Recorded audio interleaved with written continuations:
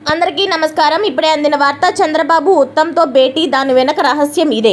ఈ విషయాలన్నీ తెలుసుకునే ముందు వీడియోని పూర్తిగా చూడండి, అప్పుడే మీకు పూర్తిగా అర్థమవుతుంది. అదేవిధంగా చాలామంది సబ్స్క్రైబ్ చేసుకోకుండా వీడియోని చూస్తున్నారు, దయచేసి సబ్స్క్రైబ్ చేసుకోండి. సబ్స్క్రైబ్ చేసుకోవడం వల్ల నేను చేసే ప్రతి వీడియో అప్డేట్ మీకు ముందుగానే నోటిఫికేషన్ రూపంలో వస్తుంది. అదేవిధంగా లైక్ చేయడం మర్చిపోతున్నారు, దయచేసి లైక్ చేయండి.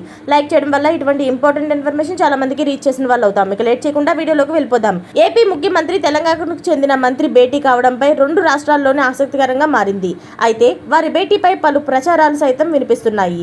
తెలంగాణ కాంగ్రెస్ మంత్రి ఉత్తమ్ కుమార్ రెడ్డిని నిన్న ఏపీ ముఖ్యమంత్రి చంద్రబాబు నాయుడుతో భేటీ అయ్యారు. అయితే వీరి భేటీ వెనుక రాజకీయ కారణాలు ఉన్నట్లుగా ప్రచారం జరుగుతుంది. అలాగే ప్రభుత్వ పరంగాను ఎలాంటి అంశాలను చర్చకు వస్తున్నాయనే అంశంపై రకరకాల వాదనలు అయితే వినిపిస్తున్నాయి.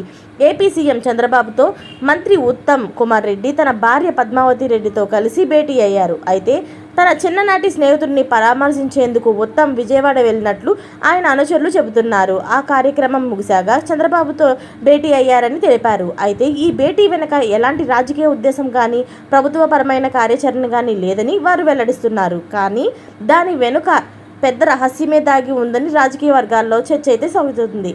ఉత్తమ్ దంపతులు చంద్రబాబుతో భేటీ కావడంపై కాంగ్రెస్ అధిష్టానం ఉన్నట్లుగా ప్రచారం అయితే జరుగుతుంది. గతంలో తెలంగాణలో కాంగ్రెస్ టీడీపీ పార్టీల మధ్య పొత్తు అంశంలో ఉత్తమ్ కుమార్ రెడ్డి కీలకంగా వ్యవహరించారు. దాంతో చంద్రబాబుతో ఆయనకు సన్నిహిత సంబంధాలు ఉన్నాయి. ఈ క్రమంలో కాంగ్రెస్ హైకమాండ్ చాలా దూరదృష్టితో ఉత్తమ్ను చంద్రబాబు వద్దకు పంపినట్లుగా తెలుస్తుంది.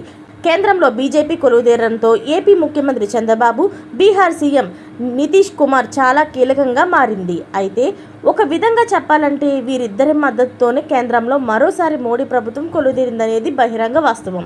అయితే నితీష్ కుమార్ బీజేపీపై అసంతృప్తితో ఉన్నట్లు సమాచారం.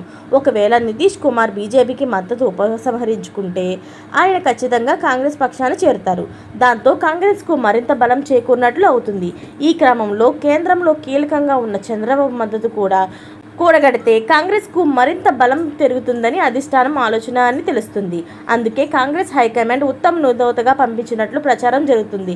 భవిష్యత్ ప్రణాళిక కోసమే ఉత్తమ్ చంద్రబాబును కలిశారనేది టాక్ అయితే నడుస్తుంది. ఇలాంటి లేటెస్ట్ అప్డేట్స్ అన్ని మీరు ముందుగానే పొందాలి అనుకుంటే ఛానల్ని సబ్స్క్రైబ్ చేసుకోండి. అలాగే పక్కనే ఉన్న గంట సింబల్ అయితే క్లిక్ చేయడం మర్చిపోకండి. Thanks for watching friends.